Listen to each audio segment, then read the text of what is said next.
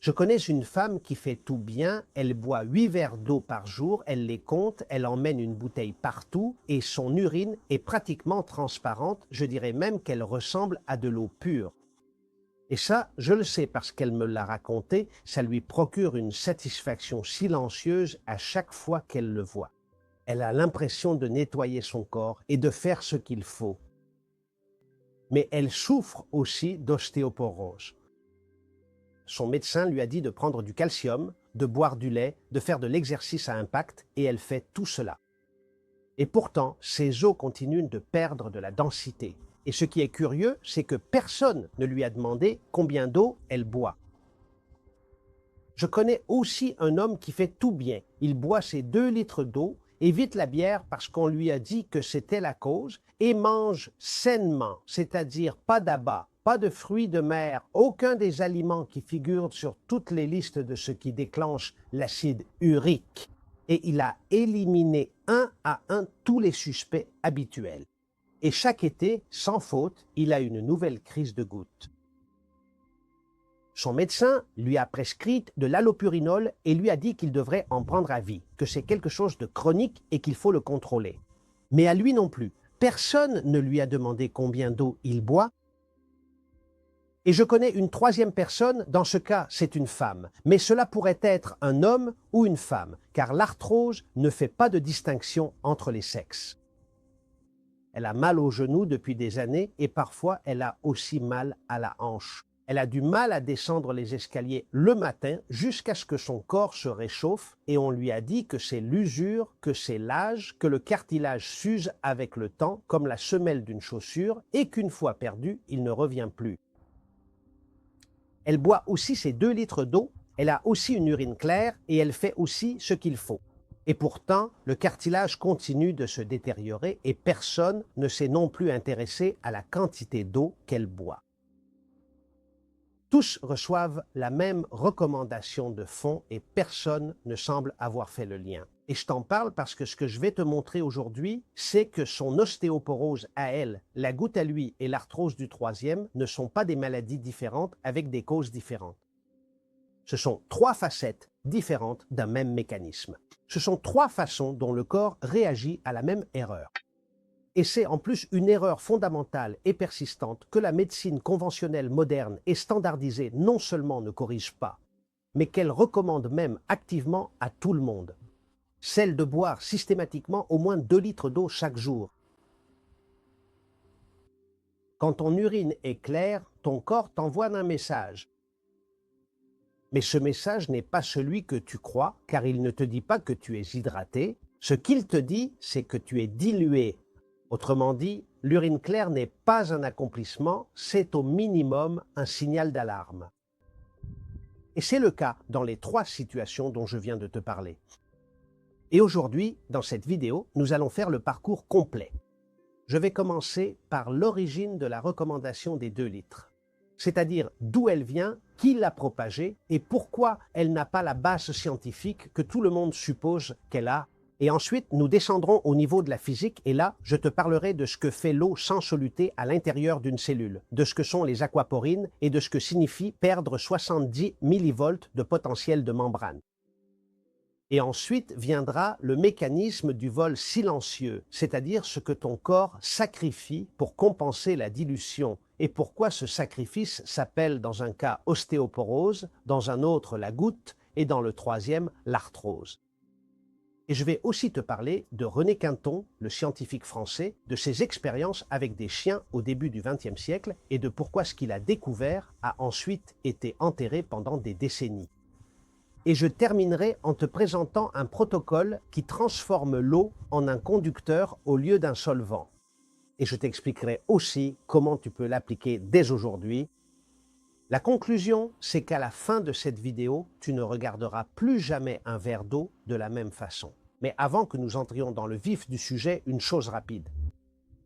Si tu regardes cette chaîne depuis un moment et que tu ne veux pas rater les prochaines vidéos, active la petite cloche juste en dessous de cette vidéo. Ce n'est pas quelque chose de gênant, cela te préviendra simplement quand je publierai un nouveau contenu. Et sur une chaîne comme celle-ci, où chaque vidéo demande des semaines de préparation, je pense que ça vaut la peine de savoir quand la nouvelle arrive. Alors allons-y, entrons dans la vidéo. En 1945, le Conseil national de la recherche des États-Unis d'Amérique a publié une recommandation diététique. Entre autres choses, cette recommandation disait que les adultes devraient consommer environ 2,5 litres d'eau par jour. C'est une phrase dans un document technique d'un organisme gouvernemental et en 1945. Et c'est là que le mythe est né. Mais tu vois, il y a quelque chose que presque personne ne sait et qui en réalité change complètement le sens de cette phrase. Il se trouve que la phrase ne s'arrêtait pas là. La phrase complète disait « Les adultes devraient consommer environ 2,5 litres d'eau par jour ». Mais elle continuait ensuite en disant « La majeure partie de cette quantité est contenue dans les aliments préparés ». Oui, vous avez parfaitement bien entendu. La majeure partie de l'hydratation se trouve en réalité directement dans les aliments que nous consommons. C'est-à-dire pas seulement dans une bouteille, pas forcément dans 8 verres quotidiens et certainement pas uniquement dans de l'eau pure consommée seule. Mais curieusement, la seconde moitié de la phrase a disparu et personne ne sait exactement comment ni précisément quand. Ce que nous savons, c'est que la première moitié a survécu, s'est répandue, a muté en recommandation médicale, est entrée dans les écoles, dans les campagnes de santé publique, dans les consultations de médecine générale, sur les étiquettes des bouteilles d'eau minérale partout. Et aujourd'hui, 80 ans plus tard, c'est l'une des croyances en matière de santé les plus risquées de la planète. Bois 2 litres d'eau par jour. Comme s'il s'agissait d'un fait scientifique établi et vérifié. Et tu vois, en 2002, le docteur Heinz Waltin, un physiologiste rénal de la faculté de médecine de Dartmouth, a publié un article dans l'American Journal of Psychology avec une question dans le titre que personne en médecine conventionnelle ne s'était donné la peine de se poser. Et il se demandait, boire 8 verres d'eau par jour a-t-il une base scientifique ? Et sa réponse, après avoir passé en revue toute la littérature disponible, fut que non. Il n'a trouvé aucun essai clinique contrôlé qui soutienne cette recommandation. Il n'a trouvé aucune étude d'intervention démontrant que boire 8 verres d'eau par jour, c'est-à-dire au-delà de la sensation de soif, apportait un quelconque bénéfice mesurable chez les personnes en bonne santé. Il n'a pas trouvé l'origine scientifique de ce chiffre et ce qu'il a découvert, c'est exactement ce que je viens de te raconter. Simplement une phrase de 1945 dont la seconde moitié a été amputée, reproduite pendant des décennies sans que personne ne vérifie le document original. Et ici, tu vois, arrête-toi un instant avec moi. Je ne suis pas en train de te dire que l'eau est mauvaise. L'eau, c'est la vie et je vais te le démontrer avec de la physique. Pas avec des métaphores. Mais pas seulement cela. Je vais aussi te montrer qu'il y a une énorme différence entre l'eau comme véhicule et l'eau comme solvant, entre hydrater et laver ou entre remplir et vider. L'article de Waltin a été publié et a suscité un débat dans les cercles académiques. Mais en réalité, cela n'a absolument rien changé dans la pratique médicale quotidienne. Et la recommandation a continué et elle est toujours là. Et en fait, je suis sûr qu'il ne s'est pas écoulé beaucoup de temps depuis la dernière fois où tu l'as reçu toi aussi. Le fameux « bois au moins 2 litres d'eau par jour ». Or, curieusement, c'est une recommandation qui ne parle pas de minéraux, qui ne dit rien sur la conductivité. Elle part du principe que l'eau, c'est de l'eau, mais ça, toi et moi savons que, du point de vue de la physique cellulaire, ce n'est pas un simple détail. Et ici, entre autres choses, je te parle de physique cellulaire, et c'est une erreur de catégorie. Mais pour comprendre pourquoi c'est une erreur de catégorie, il faut descendre au niveau de la cellule. Et c'est exactement ce que nous allons faire maintenant. Descendons au niveau où tout se passe. Et ce n'est pas le niveau de l'os, ni celui de l'articulation. Descendons au niveau de la cellule, car c'est là que l'eau, sans soluté, accomplit son travail silencieux. Tu vois, un soluté est simplement toute substance qui se dissout dans l'eau, sel, magnésium, potassium, calcium. Et lorsque l'eau ne contient rien de dissous, on l'appelle eau sans soluté. Pour comprendre cela, tu as besoin d'une image que tu puisses voir, toucher et ressentir avant que nous donnions un nom scientifique à quoi que ce soit. Imagine une piscine olympique, 50 mètres de long, 21 mètres de large et 2 mètres de profondeur, soit 2,5 millions de litres d'eau. Et maintenant, imagine que quelqu'un verse une cuillère à café de sel dans cette piscine. L'eau bouge, le sel se dissout et, pendant les minutes qui suivent, cette cuillère à café de sel, cette quantité dérisoire comparée au volume total, commence simplement à se répartir dans toute la piscine, à se diluer, à disparaître dans tout ce volume d'eau. Eh bien, ce qui arrive à cette cuillère de sel dans la piscine, c'est exactement ce que l'eau pure fait avec les électrolytes de ton corps chaque fois que tu la bois sans minéraux. Elle ne les détruit pas, elle les dissout, les dilue, les redistribue jusqu'à ce que leur concentration tombe en dessous du seuil dont tes cellules ont besoin pour fonctionner. Et le nom scientifique de ce processus est la pression osmotique, qui est exactement le mécanisme que j'ai besoin que tu comprennes maintenant. La pression osmotique est la force qui régit le mouvement de l'eau entre des compartiments séparés par une membrane. Et la règle est simple, l'eau se déplace toujours vers l'endroit où il y a le plus de soluté, depuis là où la concentration est la plus faible vers là où elle est la plus élevée. Et la raison qu'il explique est simple, elle essaie d'équilibrer, d'égaliser. Tes cellules sont séparées du liquide qui les entoure par une membrane.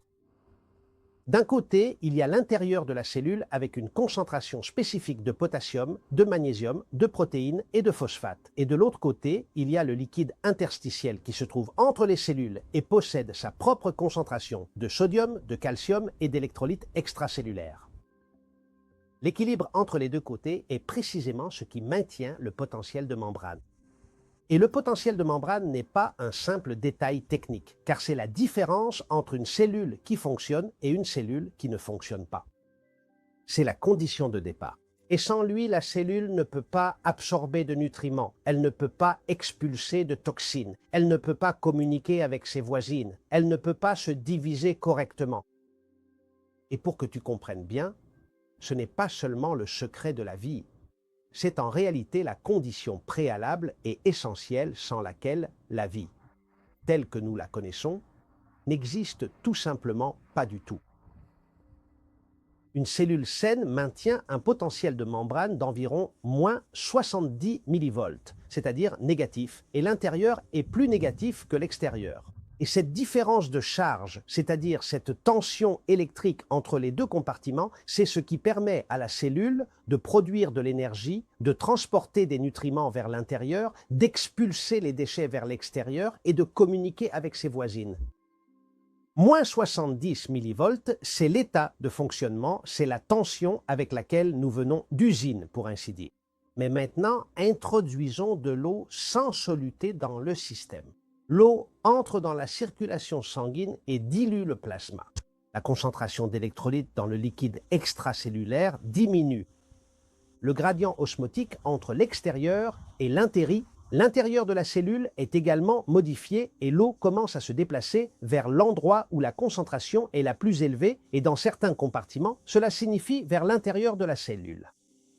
Et la cellule, lorsque cela se produit, gonfle légèrement, le gradient électrique entre les deux côtés de la membrane diminue et le potentiel de membrane commence à baisser. Et ce changement n'arrive jamais brusquement, il ne survient pas de façon spectaculaire, il se produit de manière progressive, silencieuse, presque, je dirais, de façon cumulative. Imagine une pile de 9 volts, elle fonctionne parfaitement. Maintenant, dilue l'acide à l'intérieur avec de l'eau et tu ne la casses pas, tu ne la fais pas exploser, tu fais simplement baisser la tension et la lampe de poche commence à clignoter. Elle ne s'éteint pas d'un coup, elle clignote simplement. Eh bien, c'est exactement ce qui arrive à chacune de tes cellules lorsque le gradient diminue. Garde cela en tête et continuons. Et voici une question. Comment réagit ton corps lorsque cela se produit ? Eh bien, il ne reste pas sans rien faire. Il possède des capteurs, des mécanismes de réponse et un réseau de canaux protéiques spécialisés dans le transport de l'eau appelé aquaporine, dont la fonction est précisément de gérer ce type de déséquilibre osmotique.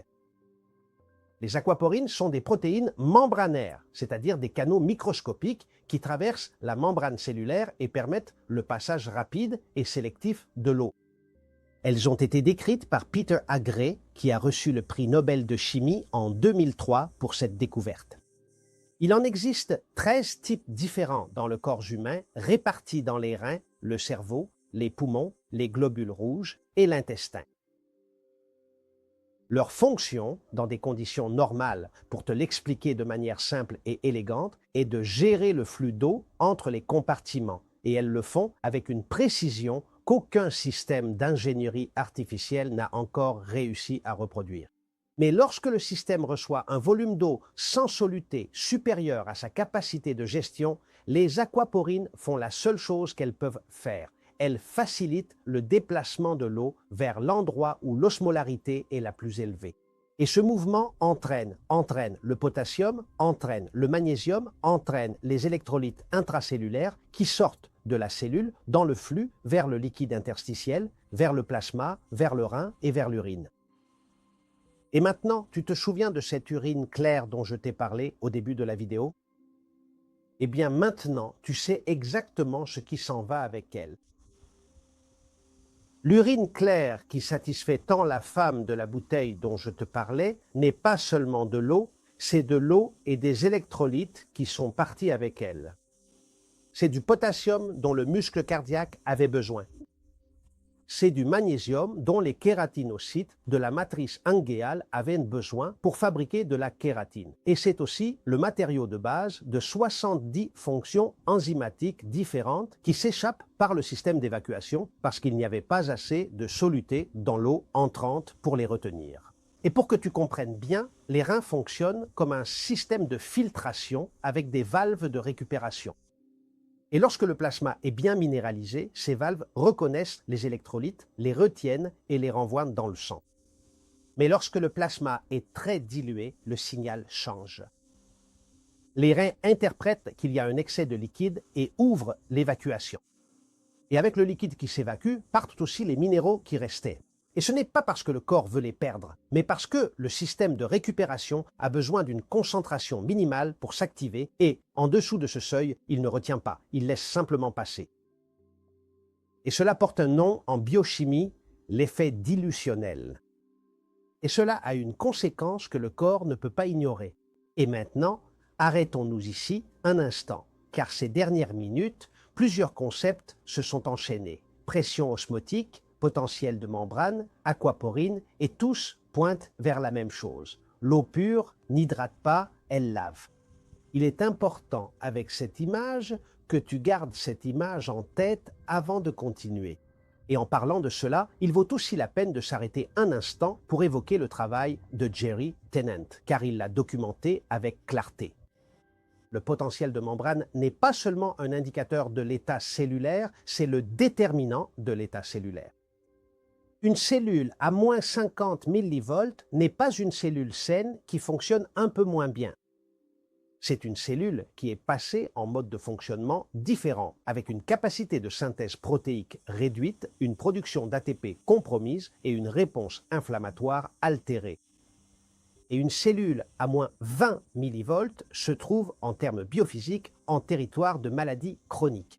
Eh bien, lorsque la concentration d'électrolytes dans le plasma tombe en dessous des seuils de sécurité, le système endocrinien active une réponse d'urgence dont l'objectif est de restaurer l'osmolarité.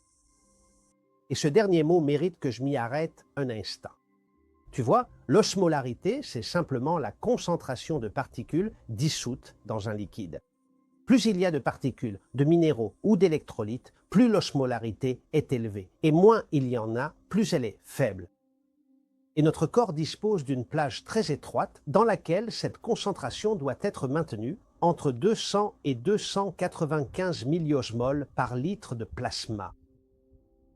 Et lorsque cela descend en dessous de cette plage, le système passe en mode récupération. Et la seule façon de récupérer l'osmolarité, c'est d'obtenir plus de particules, plus de minéraux et plus d'électrolytes. La question ici est, d'où le corps les tire-t-il quand il n'en reçoit pas assez de l'extérieur? Et tu vas être surpris parce que la réponse est tellement logique que ça en fait mal. Il les prend là où il en a. Et là où il en a, ce n'est pas dans un complément, ce n'est pas dans l'alimentation.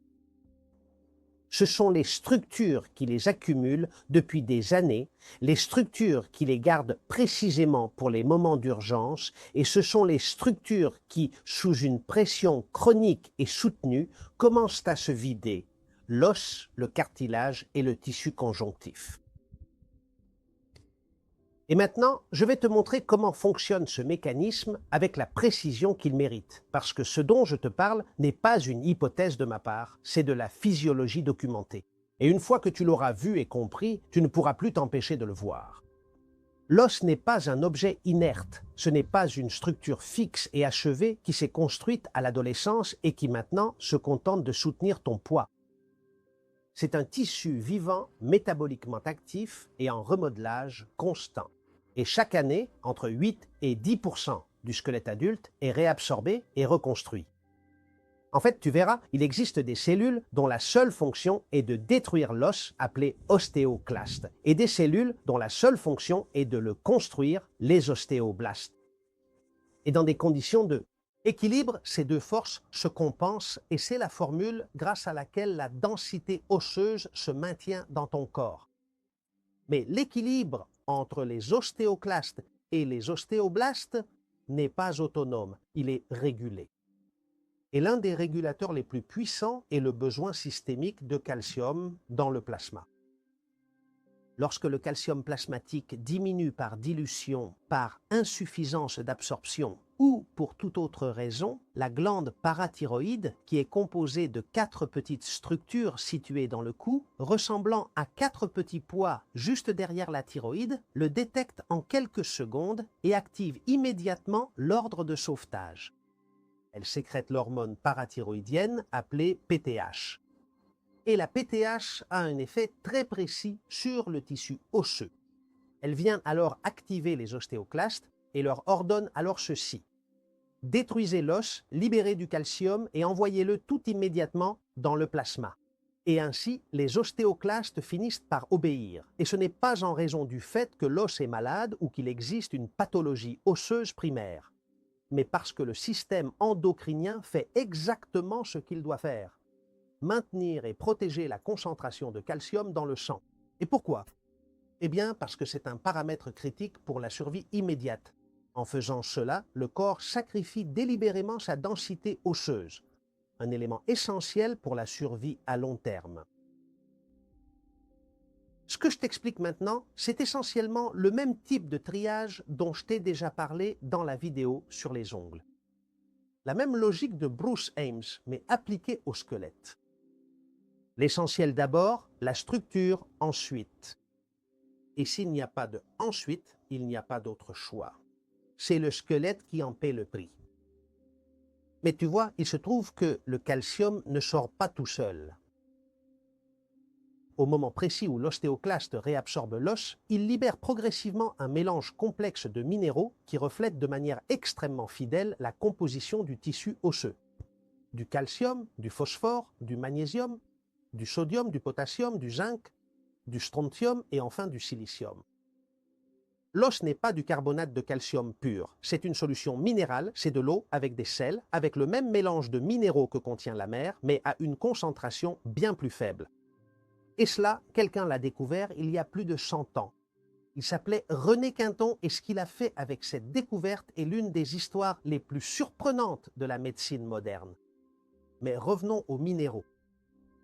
Une partie d'entre eux va dans le plasma, qui de cette façon remplit sa fonction de restaurer l'osmolarité et redonne au liquide extracellulaire la concentration dont il a besoin.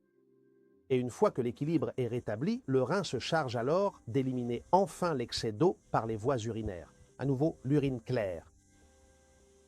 Et dans la mesure où le système peut les retenir, ces minéraux essentiels restent.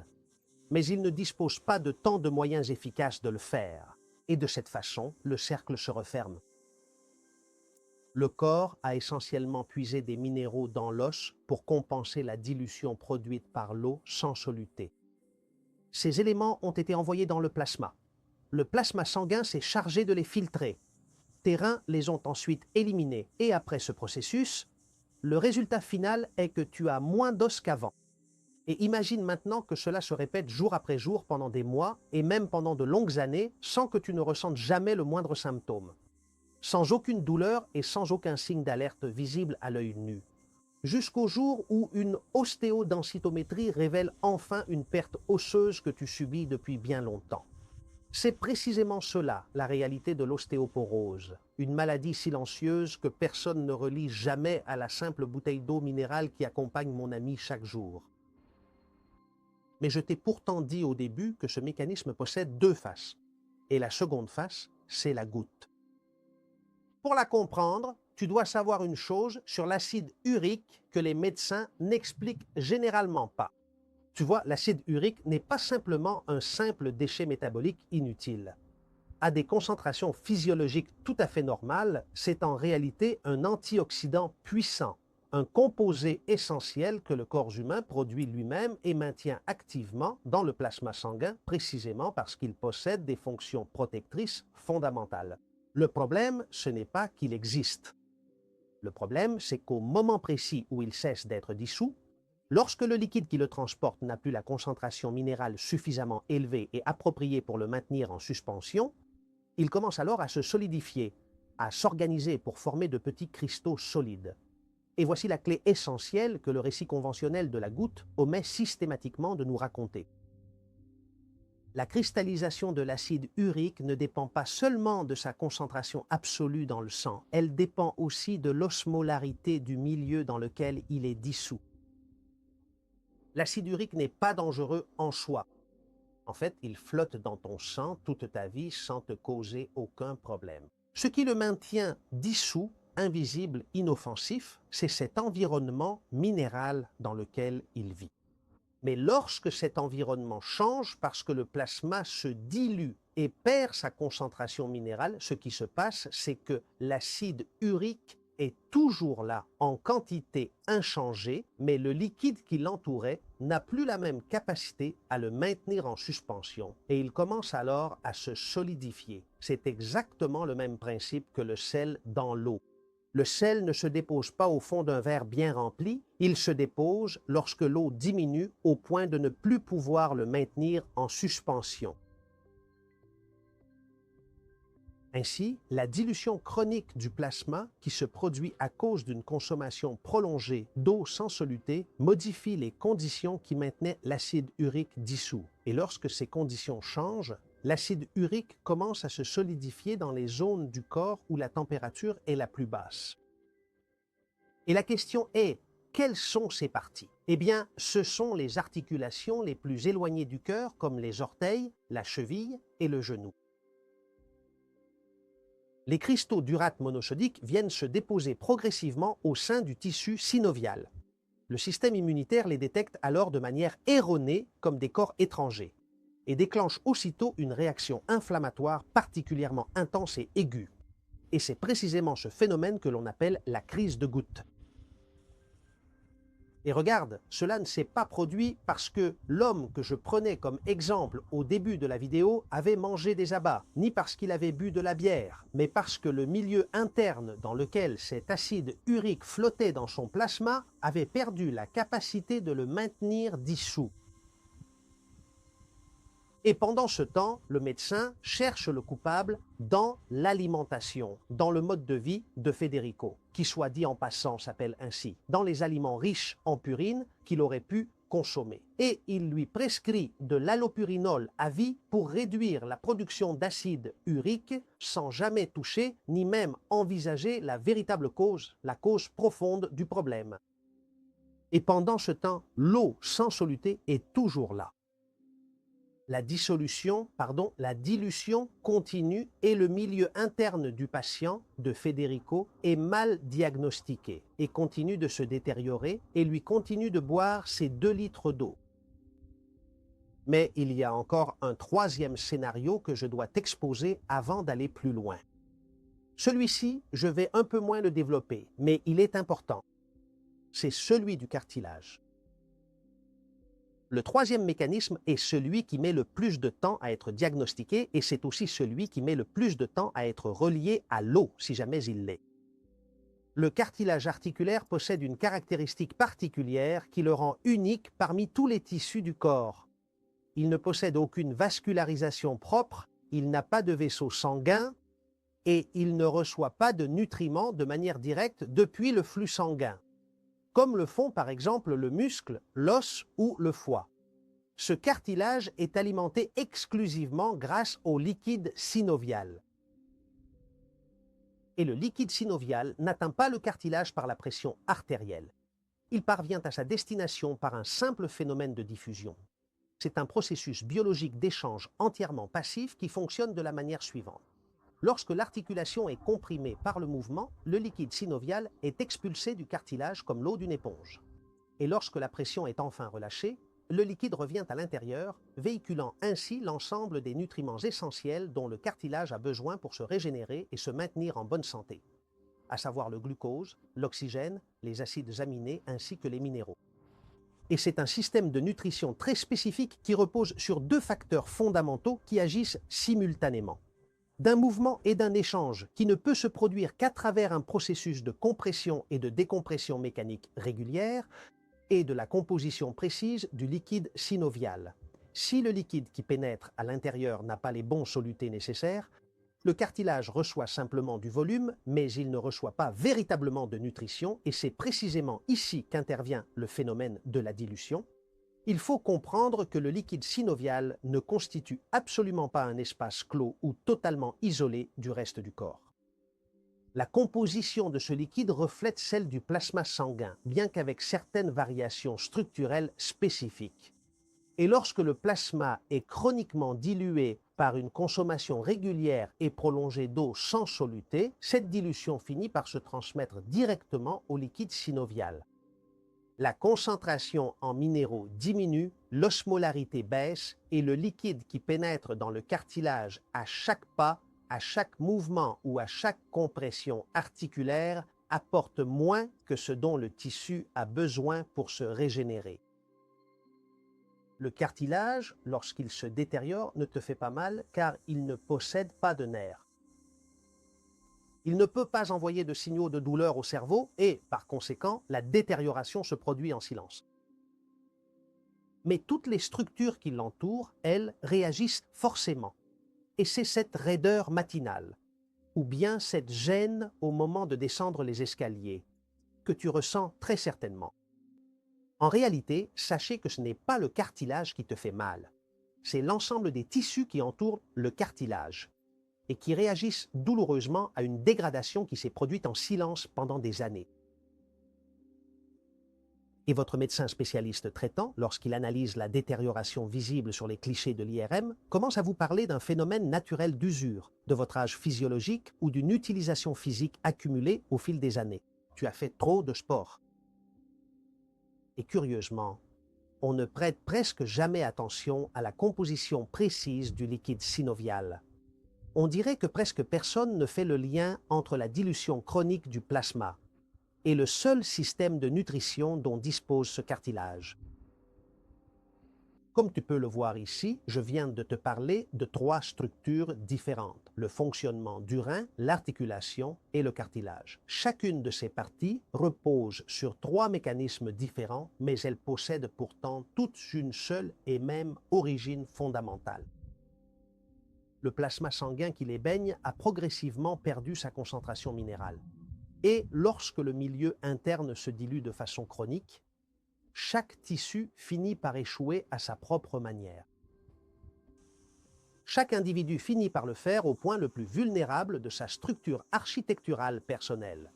Mais en fin de compte, c'est l'eau, totalement dépourvue de minéraux, qui agit comme un solvant puissant dans un système qui pourtant a été spécifiquement élaboré pour accueillir des conducteurs.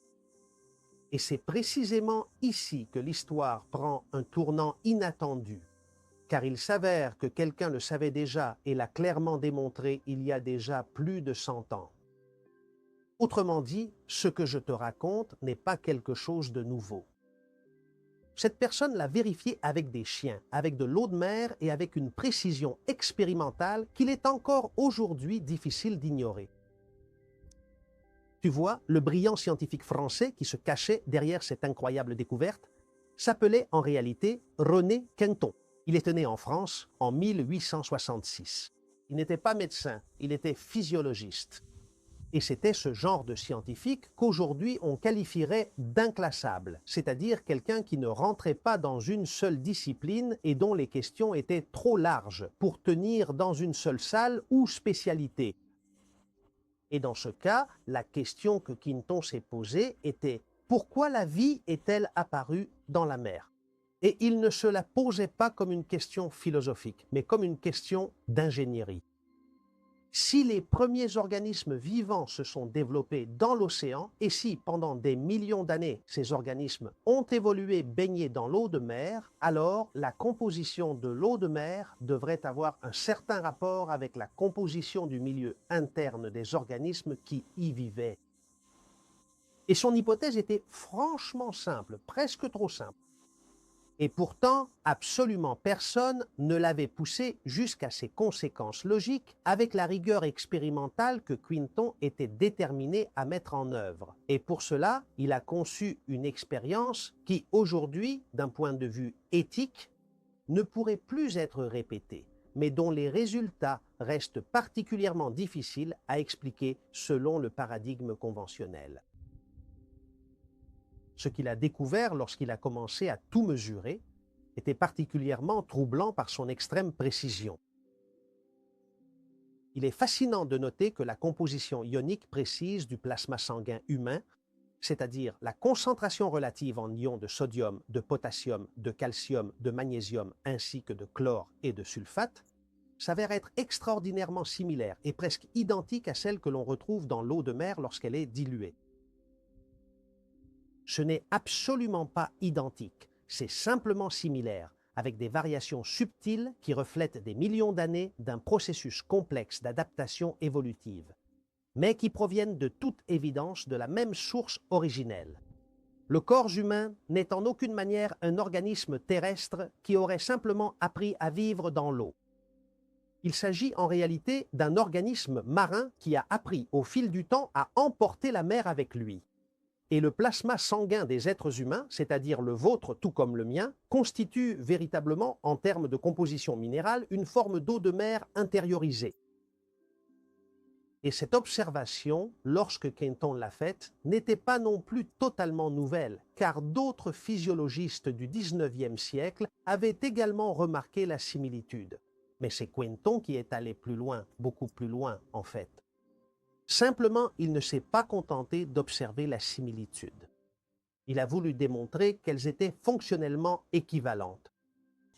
Et comment l'a-t-il fait? Eh bien, tu vas être surpris. Dans le cadre de ses expériences, il a utilisé des chiens et les a poussés jusqu'aux confins de leurs limites physiologiques, en leur retirant délibérément entre 80 et 90% du volume total de leur plasma sanguin, déclenchant ainsi une hémorragie interne d'une ampleur massive qui, selon l'ensemble des modèles physiologiques connus, aurait dû être rigoureusement incompatible avec toute forme de survie.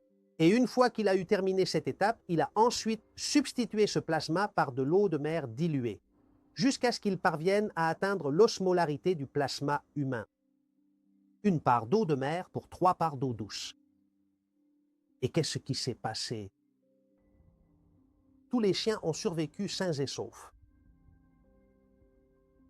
Mais ils n'ont pas seulement survécu. En plus, ils ont réussi à retrouver leur fonction d'origine. Et ils ont même retrouvé leur activité normale. En quelques jours, ils ont récupéré des paramètres biologiques que la physiologie de l'époque considérait comme totalement irrécupérables. Et il a répété l'expérience, il l'a documentée et ensuite, en 1897, il l'a présentée devant la Société de biologie de Paris. Et qu'est-il arrivé quand il l'a fait? Eh bien, tu vois, au tout début, cela a suscité exactement le type de réaction que provoquent les résultats qui ne correspondent pas au modèle dominant. un intérêt initial des débats, puis, peu à peu, un silence progressif et pesant qui est devenu finalement presque total.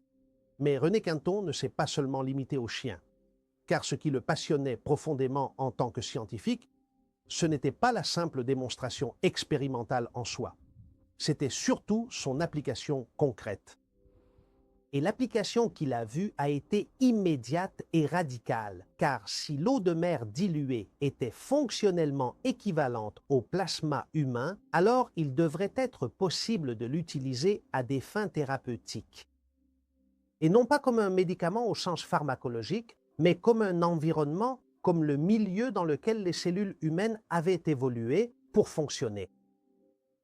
Et entre 1905 et 1910, il a ouvert à Paris ce qu'il a appelé des dispensaires marins. Et ces centres étaient des lieux où l'on administrait ce qu'il appelait du plasma marin à des patients souffrant de malnutrition sévère, de choléra, de gastro-entérite infantile ou de tuberculose. Et son plasma marin était vraiment très simple, comme je te le disais plus tôt. C'était de l'eau de mer filtrée à froid et diluée ensuite jusqu'à l'isotonie. Et isotonie signifie que la concentration en minéraux du liquide obtenu est identique à celle du plasma humain, c'est-à-dire le même équilibre de sel dans la même proportion que contient ton sang. Et pour parvenir à ce résultat, Quinton mélangeait soigneusement environ 1 part d'eau de mer pour 3 parts d'eau minérale. Exactement comme je te l'expliquais il y a quelques minutes. Les archives des dossiers cliniques qui ont été précieusement conservés au sein de ces dispensaires témoignent de façon détaillée de plusieurs milliers de cas, avec des résultats que les médecins ayant examiné ces archives des décennies plus tard ont considérés comme étant absolument extraordinaires pour les standards de l'époque. Des enfants souffrant de malnutrition sévère reprenaient progressivement un poids normal et retrouvaient leur fonction vitale en seulement quelques semaines. Des patients atteints de gastro-entérite cessaient de mourir alors qu'à cette époque, le taux de mortalité dû à la gastro-entérite dans les hôpitaux conventionnels était dramatique. Quinton est mort en 1925. L'ensemble de ses travaux de recherche ont été publiés, traduits et largement utilisés dans la médecine française pendant de nombreuses décennies et en fait, le plasma marin de Quinton a été un produit thérapeutique officiellement utilisé en France jusqu'aux années 50, jusqu'à ce que l'apparition des sérums synthétiques et l'essor de la pharmacologie moderne viennent tout simplement le remplacer. Mais il n'a jamais été réfuté scientifiquement. Ce que les autorités de l'époque ont fait, c'est tout simplement le remplacer. Et il y a une différence importante entre les deux choses, car réfuter signifie démontrer que quelque chose est incorrect, tandis que remplacer signifie le substituer par quelque chose de plus rentable, plus brevetable ou plus compatible avec le modèle industriel de la médecine moderne. Le plasma marin ne peut pas être breveté parce que l'eau de mer existe, elle n'a pas de propriétaire. Et cela, dans l'écosystème économique de la médecine du XXe siècle, constitue un désavantage absolument fatal. Ce que Quinton a démontré avec force, c'est que le corps humain n'a pas simplement besoin d'eau ordinaire. Il a un besoin vital du milieu spécifique dans lequel ces cellules ont évolué pendant des millions d'années. Et ce milieu possède une composition complexe que l'eau pure ne pourra absolument jamais, au grand jamais, égaler. Et la question pratique qui découle de tout cela, et que tu attends sûrement depuis quelques minutes déjà, est la suivante. Qu'est-ce qui fait exactement cette différence? Qu'est-ce qui transforme 1 litre d'eau en quelque chose que le corps peut utiliser comme conducteur plutôt que comme solvant? Et c'est justement de cela dont je vais te parler maintenant. Maintenant, tu as déjà le mécanisme complet. Tu comprends bien d'où vient la recommandation. Tu sais ce que fait l'eau sans soluté dans la cellule. Et tu sais pourquoi ce processus spécifique s'appelle ostéoporose chez l'un, goutte chez l'autre et arthrose chez le troisième. Quinton nous a ensuite apporté la pièce manquante. L'eau biocompatible n'est pas de l'eau pure. Elle ne l'a jamais été. Et maintenant, voici le protocole complet. Mais avant d'entrer dans ce protocole, il me faut absolument faire une courte pause. Et c'est une pause qui a à voir avec la façon dont cette chaîne existe et pourquoi elle peut continuer d'exister. Ce que tu as entendu au cours de ces dernières minutes, tu ne le trouveras probablement structuré de cette manière, absolument nulle part ailleurs, et non pas parce que ce soit un secret, mais parce que personne ne prend le temps de s'asseoir avec les preuves disponibles, de séparer ce qui est vérifié de ce qui reste ouvert et de le relier à ce qui se passe dans ta biologie lorsque tu bois de l'eau sans la minéralisation dont ton plasma a besoin. Et c'est précisément ce que j'essaie toujours de faire sur cette chaîne, avec chacune des vidéos que je publie ici. Et maintenir ce niveau d'exigence a un coût véritablement significatif en temps, en accès privilégié à divers documents de recherche, en de très nombreuses heures de lecture et de vérification, en heures de rédaction minutieuse et de correction. Et tout cela avant même que je m'assoie devant cette caméra. Et puis, dans un second temps, il y a tout le travail de montage et la documentation nécessaire pour la publication.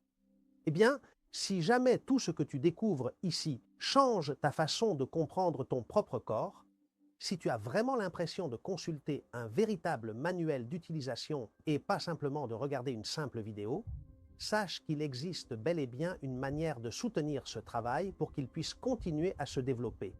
Tout simplement en choisissant de devenir un membre de la chaîne. Et en te disant cela, je ne t'invite pas à souscrire à un abonnement classique pour recevoir du contenu premium. Ce que je te propose, c'est de devenir un véritable mécène de la chaîne avec une petite contribution mensuelle régulière. Et je t'invite à prendre la décision de dire « ce travail mérite de continuer et je veux faire partie de ceux qui le rendent possible ». Et en échange, tu recevras aussi un accès à une communauté plus proche, avec la possibilité de participer à des conversations plus directes et d'obtenir des réponses plus approfondies aux questions que tu pourrais te poser. Et aussi à quelque chose que je construis petit à petit, une sélection de ressources vérifiées sur lesquelles je travaille afin de pouvoir les mettre à disposition de la communauté. Ce sont essentiellement les produits dont je parle sur la chaîne, dont je connais la qualité et pour lesquels je peux répondre personnellement, et où, en plus, tu bénéficieras d'un accès et de tarifs prioritaires. Si tu veux franchir ce pas, je t'en serai profondément reconnaissant. Et pour pouvoir t'inscrire, le lien se trouve juste en dessous de l'écran dans la description de la vidéo et aussi sur la page d'accueil de la chaîne. Mais si ce n'est pas le bon moment pour toi, ne t'inquiète pas, car cette chaîne reste la tienne exactement comme avant. Rien ne va changer dans ce que tu reçois ici. Je vous remercie beaucoup et nous allons poursuivre. Et à présent, entrons maintenant dans le vif du protocole. Tu as, comme je te le disais, le mécanisme complet.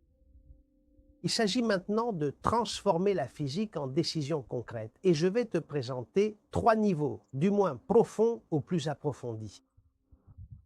Le premier niveau est la minéralisation basique de l'eau que tu bois déjà. C'est l'intervention la plus simple, la plus accessible et la plus souvent sous-estimée. Il s'agit simplement d'ajouter des électrolytes à l'eau avant de la boire. Et non pas un complément coloré au goût artificiel. Non, je parle de sel, mais pas de n'importe quel type de sel. Du sel marin non raffiné ou du sel celtique gris. L'une ou l'autre fonctionne, car toutes deux contiennent, en plus du chlorure de sodium, une matrice de minéraux traces qui cependant sont éliminés lors du raffinage du sel.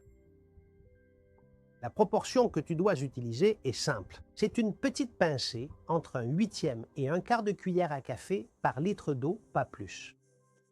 Moi, je consomme environ 6 grammes de sel par litre. Et en faisant cela, tu n'es pas en train de fabriquer de l'eau de mer. L'objectif est d'augmenter la conductivité de l'eau que tu vas consommer afin qu'elle atteigne ton corps au-dessus du seuil zéro et cesse d'agir comme un solvant pur pour commencer à agir comme un véhicule minéral. C'est aussi simple que ça. Cette petite intervention spécifique a un effet immédiat sur l'osmolarité de l'eau qui entre dans ton système.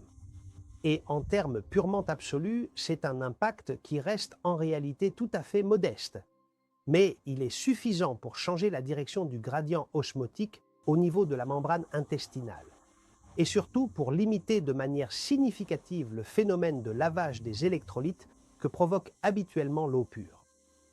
Et il a un effet secondaire que beaucoup de spectateurs remarquent durant les premiers jours.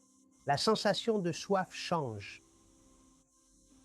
Lorsque le corps commence à recevoir de l'eau chargée en ions, le mécanisme de la soif, qui est calibré pour détecter l'osmolarité et non le volume, commence à fonctionner avec plus de précision et tu remarqueras que tu boiras moins et pourtant tu seras mieux hydraté. La deuxième étape consiste à ajuster votre source d'eau. Tu vois, toutes les eaux minérales ne se valent pas et la différence majeure entre une eau minérale à forte minéralisation et une eau à faible minéralisation ne réside pas dans le goût, mais plutôt dans la conductivité, c'est-à-dire dans la charge ionique disponible pour le système, pour ton propre système. Ce que tu dois regarder sur l'étiquette, ce n'est pas le sodium, qui est le minéral que l'industrie a systématiquement réduit parce que le consommateur associe le sodium à l'hypertension artérielle. Et d'ailleurs, c'est une association qui mérite sa propre vidéo et tu l'auras. Mais tu vois, ce que tu dois regarder sur l'étiquette, c'est le résidu sec à 180 degrés. Ce chiffre t'indique combien de minéraux totaux restent après avoir évaporé le liquide à cette température. Et c'est l'indicateur direct de la minéralisation totale de l'eau. Et une eau avec un résidu sec en dessous de 50 mg par litre est pratiquement une eau distillée d'un point de vue minéral. Et une eau avec un résidu sec au-dessus de 500 mg par litre est une eau à haute minéralisation que le corps peut utiliser comme conducteur. Les eaux à faible minéralisation, qui sont celles généralement recommandées pour la consommation quotidienne dans de nombreux pays en raison de leur goût neutre et de leur prix bas, sont, d'un point de vue biophysique, les moins utiles pour l'objectif qu'elles sont censées remplir.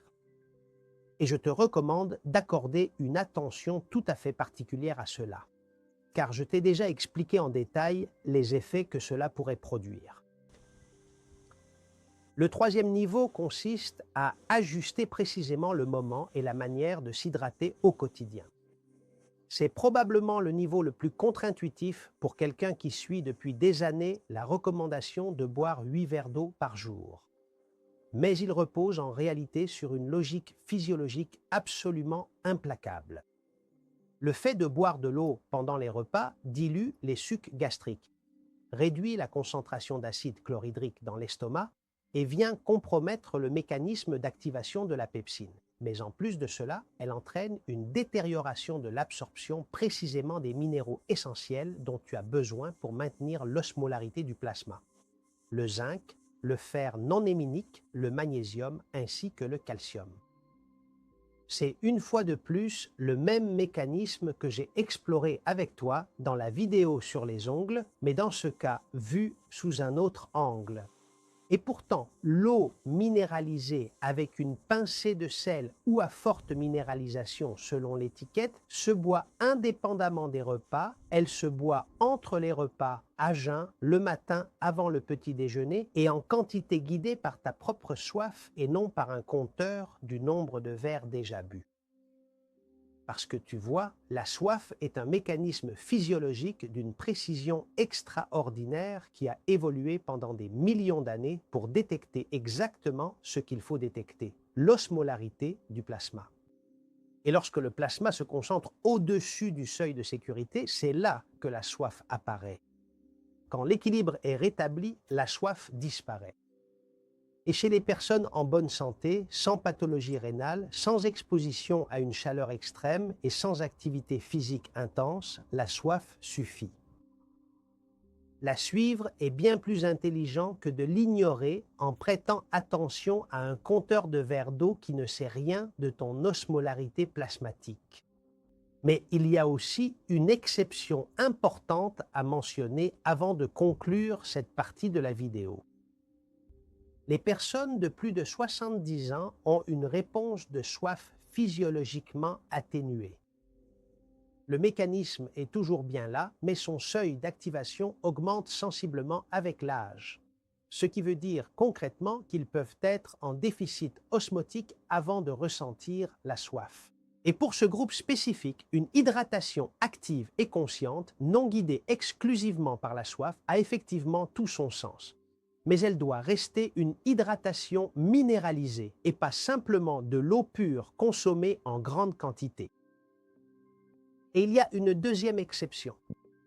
Lorsque vous pratiquez un exercice physique intense et prolongé, surtout lors de journées très chaudes, la perte d'électrolytes due à la transpiration dans ces conditions exige une compensation active, à la fois en eau et en minéraux essentiels. Les boissons isotoniques, si elles sont bien formulées, sans colorants ni sucres industriels, sont en réalité spécialement élaborées et optimisées, précisément pour ce type de situation. Mais il est important de rester vigilant, car ce scénario n'est pas du tout celui d'une personne sédentaire, qui boit 8 verres par jour assise tranquillement devant son écran d'ordinateur. Alors, pour récapituler l'ensemble de ces points, voici le protocole complet en 3 lignes. D'abord, minéralise bien l'eau que tu bois. Ensuite, choisis une eau fortement minéralisée dès que possible. Et enfin, bois simplement quand tu as soif en dehors des repas, sans forcément compter chaque verre d'eau. Si tu es comme la femme avec la bouteille d'eau du début, cela ne remplace pas ce que ton médecin est en train de traiter. Ce que cela fait, c'est s'attaquer à la cause que ton médecin ne prend pas en compte. Et si tu es l'homme sous allopurinol, ceci n'est pas une promesse de résultat immédiat. C'est une correction du milieu interne qui provoque les crises de gouttes. Et si tu es le troisième, celui qui descend les escaliers lentement le matin, cela ne va pas récupérer le cartilage déjà perdu, mais cela change bien les conditions du liquide synovial qui déterminent combien on en perdra encore. Tout ce dont je te parle n'est pas un régime, ce n'est pas non plus une diète. Il s'agit simplement de redonner au système d'hydratation de ton corps la physique naturelle qu'il a toujours eue, et que 80 ans de recommandations officielles mal recopiées lui ont complètement retiré. Et maintenant que tu as le protocole, il ne reste plus qu'une seule chose à faire, il faut boucler la boucle. Et reviens un instant avec moi au début de cette vidéo. Il y a une femme avec une bouteille d'eau. Il y a un homme qui évite la bière. Il y a une troisième personne qui descend les escaliers lentement le matin en attendant que son corps se réchauffe. Et tous les trois font tout correctement. Tous les trois suivent la recommandation. Tous les trois ont une urine claire et la satisfaction silencieuse de celui qui croit prendre soin de son corps. Et tous les trois paient un prix que personne n'a su leur expliquer. Ce n'est pas parce qu'ils faisaient preuve de négligence, mais parce que la recommandation qu'ils ont suivie n'a jamais eu la base scientifique solide, que tout le monde supposait qu'elle avait. Parce qu'une certaine personne a recopié par erreur la moitié d'une phrase en 1945 et que personne du tout n'a pris la peine de vérifier si cette phrase était complète ou non. Et parce que la physique de l'eau, c'est-à-dire la véritable différence entre un conducteur et un solvant, n'est pas prise en compte dans ces campagnes de santé publique qui se résument en 3 mots. Bois 2 litres. L'industrie de l'eau en bouteille génère plus de 300 milliards de dollars de chiffre d'affaires par an au niveau mondial. C'est l'une des industries ayant connu la plus forte croissance ces 40 dernières années et son modèle économique repose sur la croyance que tu dois boire plus d'eau que ce que ta soif te demande, que ta soif n'est pas un indicateur fiable et que si tu attends d'avoir soif, il est déjà trop tard. Cette croyance n'a pas de fondement scientifique solide chez les personnes en bonne santé, mais elle est omniprésente. Ce que tu as appris avec moi aujourd'hui dans cette vidéo n'est pas une astuce, ni un protocole alternatif de bien-être. C'est de la physique pure. C'est la même physique qui régit le potentiel de membrane de chacune de tes cellules, l'équilibre osmotique de ton plasma et la capacité de ton cartilage à se nourrir grâce au liquide synovial. René Quinton l'a compris il y a plus de 100 ans en observant l'océan et en se posant la bonne question.